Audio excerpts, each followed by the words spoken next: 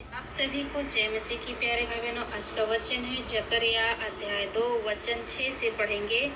बधुआई में गए लोगों का बुलाया जाना। हालेलुया। तो वचन को ध्यान से सुनिएगा मेरे प्यारे भाई बहनों। यहोवा की यह वाणी है, देखो सुनो, उत्तर के देश में से भाग जाओ, क्योंकि मैंने तुमको आकाश की चारों वायुओं के समान तितर बितर किया है।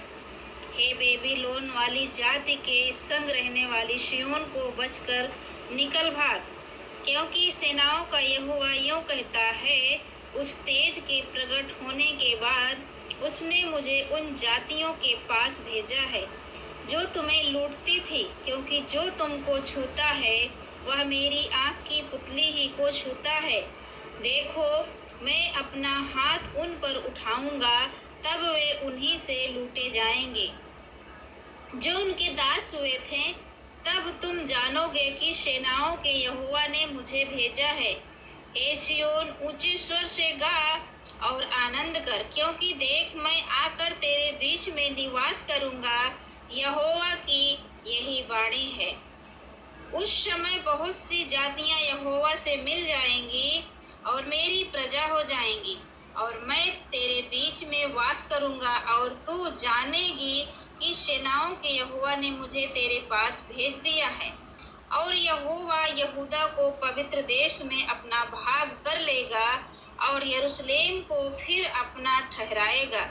हे सब प्राणियों, यहोवा के सामने चुप रहो, क्योंकि वह जाग कर अपने पवित्र निवास स्थान से निकला है। हालेलुया। आगे वचन में लिखा है 3 में, महायाजक से संबंधित दर्शन। फिर उसने यहोशू महायाजक को यहोवा के दूत के सामने खड़ा हुआ मुझे दिखाया, और शैतान उसकी दाहिनी ओर उसका विरोध करने को खड़ा था। तब यहोवा ने शैतान से कहा, हे शैतान, यहोवा तुझको घुड़के, यहोवा जो यरूशलेम को अपना लेता है वही तुझे घुड़के। क्या यह आग से निकाली हुई लुपटी सी नहीं? उस समय यहोशू तो दूत के सामने मैला वस्त्र पहने हुए खड़ा था। तब दूत ने उनसे जो सामने खड़े थे कहा, इसके ये मैले वस्त्र उतारो। फिर उसने उससे कहा, देख, मैंने तेरा अधर्म दूर किया है और मैं तुझे सुंदर वस्त्र पहना देता हूँ। हालेलुया। आगे लिखा है, तब मैंने कहा, इसके सिर पर एक शुद्ध पगड़ी रखी जाए। अतः उन्होंने उसके सिर पर याजक के योग्य शुद्ध पगड़ी रखी और उसको वस्त्र पहनाए। उस समय यहोवा का दूत पास खड़ा रहा। तब यहोवा के दूत ने यहोशू को चिताकर कहा, सेनाओं का यहोवा तुझसे यूं कहता है, यदि तू मेरे मार्गों पर चले और जो कुछ मैंने तुझे सौंप दिया है उसकी रक्षा करे, तो तू मेरे भवन का न्यायी और मेरे आंगनों का रक्षक होगा, और मैं तुझको इनके बीच में आने जाने दूंगा जो पास खड़े हैं। हालेलुया। मेरे प्यारे भाई बहनों, परमेश्वर का वचन कहता है कि जो कुछ मैंने तुझे सौंपा है। आगे क्या लिखा है, हे यहोशू महायाजक, तू सुन ले, और तेरे भाई बंधु जो तेरे सामने खड़े हैं वे भी सुन ले, क्योंकि वे मनुष्य शुभ सुकून हैं। सुनो, मैं अपने दास साख को प्रकट करूंगा। उस पत्थर को देख जिसे मैंने यहोशू के आगे रखा है। उस एक ही पत्थर के ऊपर 7 आंखें बनी हैं। सेनाओं के यहोवा की यह वाणी है, देख, मैं उस पत्थर पर खोद देता हूँ और इस देश के अधर्म को एक ही दिन में दूर कर दूंगा। आमीन।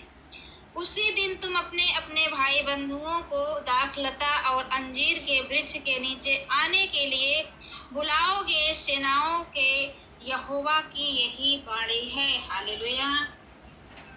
आगे लिखा है मेरे प्यारे भाई बहनों, फिर जो दूत मुझसे बातें करता था उसने आकर मुझे ऐसा जगाया जैसा कोई नींद में जगाया जाए। हालेलुया। जैसा कोई नींद में जगाया जाए। उसने मुझसे पूछा, तुझे क्या दिखाई पड़ता है? मैंने कहा, एक दीवट है जो संपूर्ण सोने की है, और उसका कटोरा उसकी चोटी पर है, और उस पर उसके 7 दीपक हैं, जिनके ऊपर बत्ती के लिए 7 नालियां हैं। दीवट के पास जैतून के 2 वृक्ष हैं, एक उस कटोरे की दाहिनी ओर और दूसरा उसकी बाईं ओर।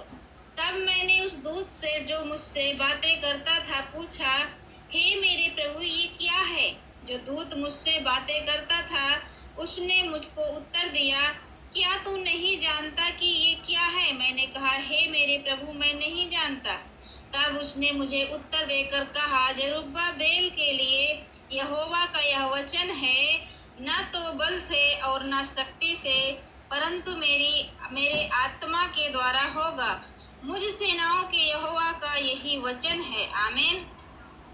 हे बड़े पहाड़, तू क्या है? जरुब्बाबेल के सामने तू मैदान हो जाएगा और वह चोटी का पत्थर या पुकारते हुए आएगा, उस पर अनुग्रह हो, अनुग्रह। फिर यहोवा का यह वचन मेरे पास पहुंचा, जरुब्बाबेल ने अपने हाथों से इस भवन की नींव डाली है और वही अपने हाथों से उसको तैयार भी करेगा।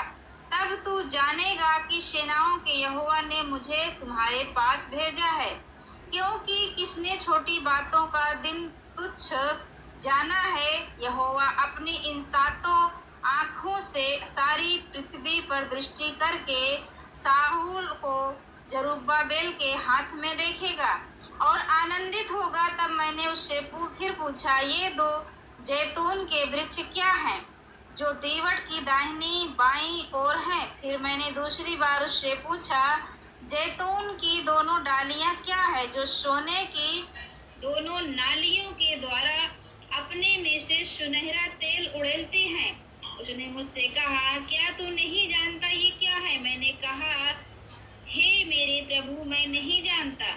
तब उसने कहा, इनका अर्थ ताजे तेल से भरे हुए वे 2 पुरुष हैं जो सारी पृथ्वी के परमेश्वर के पास हाजिर रहते हैं। हालेलुया। उड़ते हुए पत्र से संबंधित दर्शन।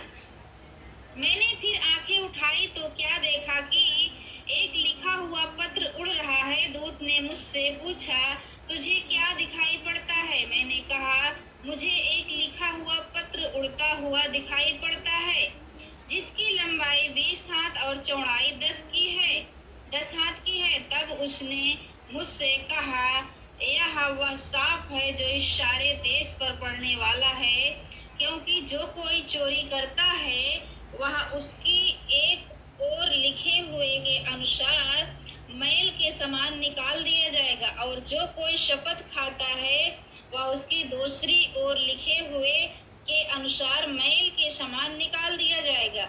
सेनाओं के यहोवा की यही वाणी है, मैं उसको ऐसा चलाऊंगा कि वह चोर के घर में और मेरे नाम की झूठी शपथ खाने वाले के घर में घुसकर ठहरेगा और उसको लकड़ी और पत्थरों समेत नष्ट कर देगा। हालेलुया। आगे लिखा है, तब जो दूत मुझसे बातें करता था उसने बाहर जाकर मुझसे कहा, आंखें उठाकर देख कि वह क्या वस्तु निकली जा रही है। मैंने पूछा, वह क्या है? उसने कहा, वह वस्तु जो निकली जा रही है वह एक एपा का नाप है। उसने फिर कहा, सारे देश में लोगों का यही रूप है। फिर मैंने कहा, क्या देखा कि एपा का शीशे का ढक्कन उठाया जा रहा है और एक स्त्री है जो एपा के बीच में बैठी है। दूत ने, इस वचन के द्वारा परमेश्वर आप सबको आशीष दे और बहुतायत से आशीष दे। दूत ने आगे क्या लिखा है? दूत ने कहा, इसका अर्थ दुष्टता है, और उसने उस स्त्री को एपा के बीच में दबा दिया और शीशे के उस ढक्कन से एपा का मुंह बंद कर दिया। तब मैंने आंखें उठाई तो क्या देखा कि 2 स्त्रियां चली जाती हैं, जिनके पंख पवन में फैले हुए हैं और उनके पंख लगभग कैसे हैं, और वे एपा को आकाश और पृथ्वी के बीच में उड़ाए लिए जा रही हैं। तब मैंने उस दूत से जो मुझसे बातें करता था पूछा, वे एपा को कहाँ लिए जाती हैं? उसने कहा, शिनार देश में लिए जाती हैं कि वहाँ उसके लिए एक भवन बनाएं, और जब वह तैयार किया जाए तब वह एपा वहाँ अपने ही पाए पर खड़ा किया जाएगा। हालेलुया। परमेश्वर इस वचन के द्वारा आप सबको बहुत बहुत आशीष दे मेरे प्यारे भाई बहनों। आगे पढ़ेंगे एक वचन को 6:15 में लिखा है, फिर दूर दूर के लोग आकर यहोवा का मंदिर बनाने में सहायता करेंगे और तुम जानोगे कि सेनाओं के यहोवा ने मुझे तुम्हारे पास भेजा है। यदि तुम मन लगाकर अपने परमेश्वर यहोवा की आज्ञाओं का पालन करो तो यह बात पूरी होगी। आमीन। मेरे प्यारे भाई बहनों, परमेश्वर इस वचन के द्वारा आप सबको बहुत बहुत आशीष दे। वचन पढ़ेंगे 7 के 8 से पढ़ेंगे। जकरिया, सेनाओं की यहोवा ने यूं कहा है कि खराई से न्याय चुकाना और एक दूसरे के साथ कृपा और दया से काम करना, ना तो विधवा पर अंधेर करना, ना अनाथों पर, ना परदेशी पर और ना दीन जन पर, और ना अपने अपने मन में एक दूसरे की हानि की कल्पना करना। हालेलुया। क्योंकि परमेश्वर हमारा दया करने वाला है तो हमें भी दया करना चाहिए। परंतु उन्होंने चित्त लगाना न चाहा और हट किया और अपने कानों को बंद कर लिया ताकि सुन न सके, वरन उन्होंने अपने हृदय को